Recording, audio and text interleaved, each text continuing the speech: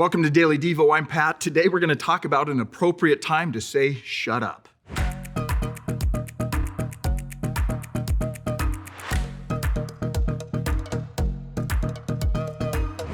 Sometimes our wealth is not based on what we have, but what we don't have. Sometimes our wealth is not based on what we have, but what we don't have. It's true if you think about it. Having no debt is equally tied to wealth as having money in your savings account. Similarly, sometimes our health is not based on what we have, but what we don't have. For example, not having cancer or not having the flu or not having COVID are just as important to our health as the plethora of good things we need to have. And this truth is also seen when it comes to our identity in Christ.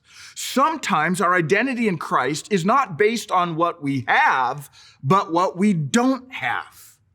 Listen to this short little verse at the beginning of what I think is one of the best chapters in the entire Bible.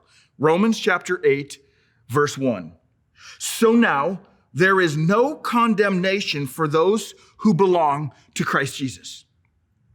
If Paul were actually speaking these words, I think, based on what he has written in previous chapters, we would hear him emphasizing one word in this verse, the word no. He would speak it this way. So now there is no condemnation for those who belong to Christ Jesus. These past weeks, we've been speaking about our identity in Christ to remember whose you are. Why? Because your identity is tied to how you think and how you feel and how you act.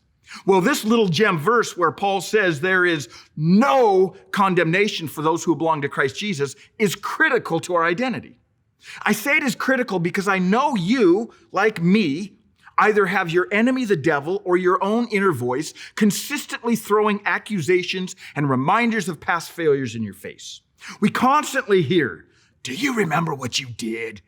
You promised and you didn't. You said you never would again and you did. You failed.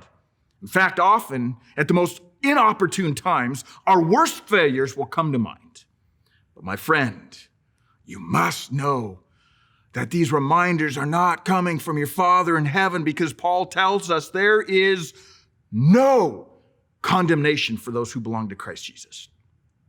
No condemnation means you are innocent against any accusations of past failures. No condemnation means a not guilty verdict has already been handed down to you. No condemnation means the death ramifications of sin have been wiped out forever. No condemnation means the next time that little voice, whether that be the devil or your own mind, starts listing all of your past failures, you need to tell that voice to shut up. Now, some of you parents with young children may be thinking, hey, lighten up. I tell my children not to use harsh words like shut up. Listen, in this case, when we're talking to that voice that has one goal for you and me, to steal, kill, and destroy, it's okay to use some rather harsh language.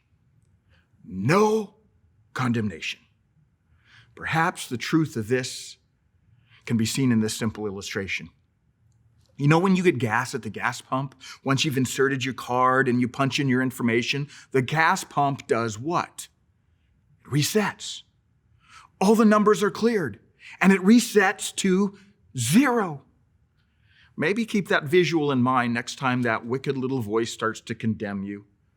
Remind yourself, because of what Jesus did, that thing you said, that thought you played with, that action you did has been reset to 0. It's gone. It's done. It's finished. That's why, by the way, Jesus uttered those words on the cross. It is finished. Sometimes our identity in Christ is not based on what we have, but what we don't have. May we never, ever forget this amazing promise in Romans chapter 8, verse 1. There is no condemnation for those who belong to Christ.